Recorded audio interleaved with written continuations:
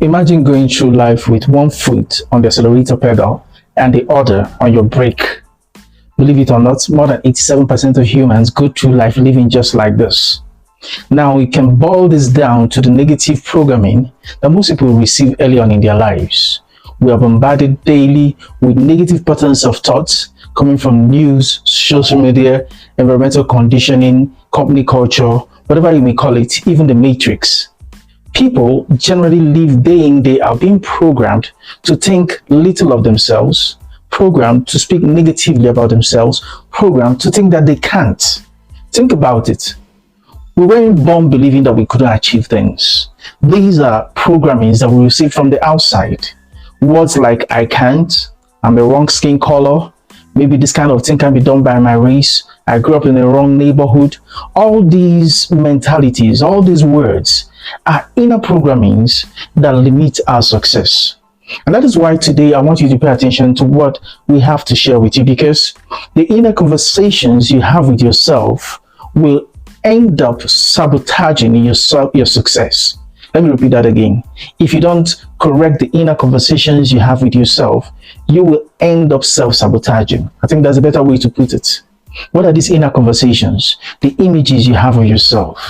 What is it that makes you feel that you can't?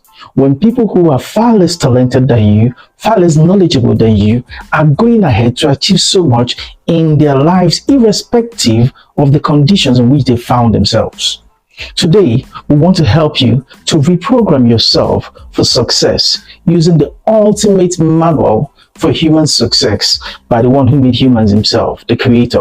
Of course, that manual is the Bible. Look, we're going to pick up 5 solid points that will help you.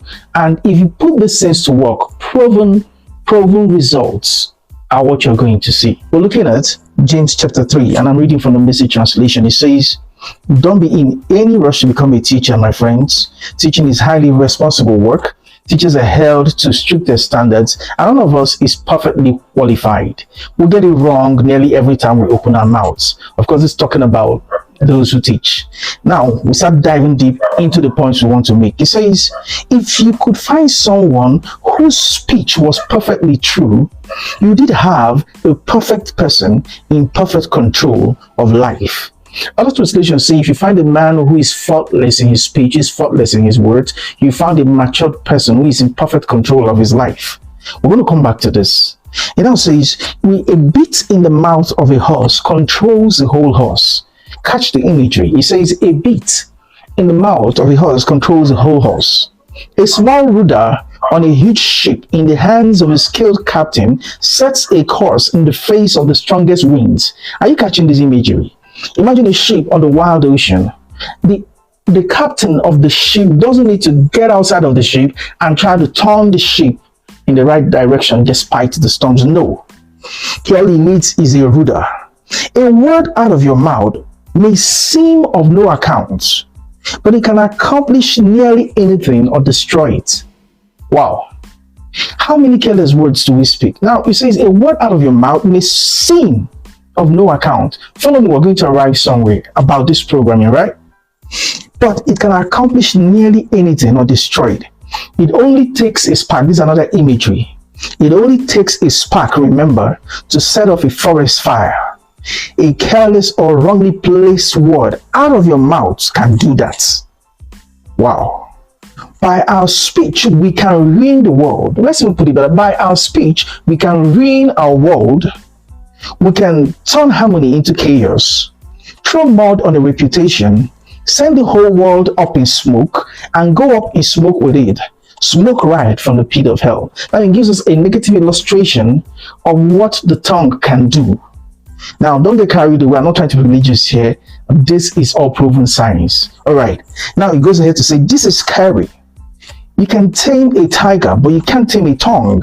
It's never been done. Other translation says, man has tamed all manner of wild animals, but nobody has been able to tame the human tongue. No man has been able to tame the human tongue. Somebody has been able to tame the human tongue, though, and we'll see how right here. It goes ahead to say, the tongue runs wild. This negative imagery. A wanton killer. With our tongues, we bless God, our Father. With the same tongues, we curse the very men and women He made in His image. Curses and blessings out of the same mouth. My friends, this can't go on. A spring doesn't gush fresh water one day and brackish the next, does it? Apple trees don't bear strawberries, do they?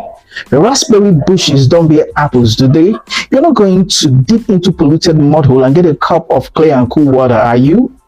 Now, these are images, and I'm going to break it down and show you how, based on the scriptures, based on proven science, you can use your tongue to reprogram your life. Remember, daily you're bombarded with negative imagery that you turn into words that begin to program your life in the wrong direction. This is what you experience daily. That's why you have the news. That's why you have the social media. That's why you have people bombarding you with ads, negative stuff all the time. You get these inputs from outside. All they're trying to do is to create an imagery and cause you to speak negative words. Remember, out of the abundance of the imaginations of your heart, you are going to speak. Now, we're looking into what James says here, the very first point he makes. He says, a man who is perfect in his speech is mature. I would have thought a man who is perfect in his actions, right?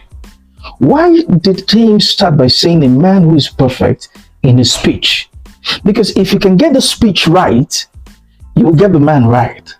Let me repeat that. If you can get the speech right, you could get the man right. He says all of us err in so many ways, especially what we say. But the man who is perfect in his speech, it means words are not things you play with. Words are your software. Words are your programming code. Jesus said, the words I speak to you, they're spirit and they're life. What are you doing with your words? Because a man who is perfect in his speech. Now remove the religious idea. He's not talking about a man who is sanctimonious in his speech. He talks about a man who speaks in alignment with the idea, with the image that God has of him. He says such a man is perfect. All right. Now, that would mean a man who realizes that he's not a loser. He looks at what God has said about him and says, look, God says I'm more than a conqueror. Therefore, I'm not a loser. And he says the same thing. That man is perfect. Now, let's go down to the imagery that James draws for us. He says a bit in the mouth of a horse. Then he says a rudder of a ship, likening the tongue to control or direction devices. If you want to know the direction of your life in the next 5 years, you don't need a prophecy, you don't need a vision. All you have to do is to look at what you have been saying about yourself. If you speak negatively about yourself, people talk trash to you about yourself and you accept it and you re-echo it back to them and to yourself. You have negative conversations with yourself, convincing yourself that you can't do the things you are meant to do, you can't fulfill your purpose. These inner conversations are making your life go in a certain direction. This is why you have to master the programming of your tongue. You have to master what you say. If you can control a horse with the bit in his mouth and a ship in a storm. Now, another point there is this. It's not the size of the storm. It's the direction of the tongue. You could go through a storm and come out on top, or you could go through a storm and come out under. All depends on what you're saying. Are you getting that point? That's point number one. He now says something. He says, a word out of your mouth may seem of no account, but can accomplish nearly anything or destroy. There's no inconsequential word. There's no joke. You can't crack jokes that tend to say, you know, some people say, oh, I'm really dumb. What? He says, the word that comes out of your mouth may seem of no account, but it can accomplish nearly anything or destroy it. What do you want to build? Before you even put it into the physical, your words have to build it into being. Your words have to build it into being. Let's go right now to the next one. He says, it only takes a spark, remember, to set off a forest fire. A careless or wrongly placed word out of your mouth can do just that. You can set all your world on fire of success or on fire of failure just with what you say. He says, by our speech, we can ruin the world. By our speech, we can build our world. Because if you can ruin your world with your speech, you can build your world with your speech. We can turn harmony into chaos. At the same time, we can turn chaos into harmony. If you read Genesis and the principles outlined out there, God says in the beginning the world became chaotic. And God didn't come out and say, wow, such chaos. He came out and started speaking what he wanted to see. These truths we are sharing are fundamental truths, vital truths that you need to learn to put to work. Turn chaos into harmony with your words. Turn it into harmony with your words. It says with words we can send the whole world up in smoke. Wow. If you understand this, you realize that look, the power is here. Death and life are in the power of the tongue. You can reprogram your life. You can change the course of your life with the words that you speak. You can do that, it's possible. All right, you can do that, it's possible. Now we get to the part where it says nobody has been able to tame the tongue and all of that. And I want to say we're going to be talking about that in our next video, because yes, you as a human may not have been able to tame your tongue, but somebody knows how to tame the tongue, and you need to discover how that person can help you. Now, right now, what I want you to do is take note of this. Begin to change the direction of your life with the words that you speak. Speak words of life. Stop speaking death. Until next time, bye.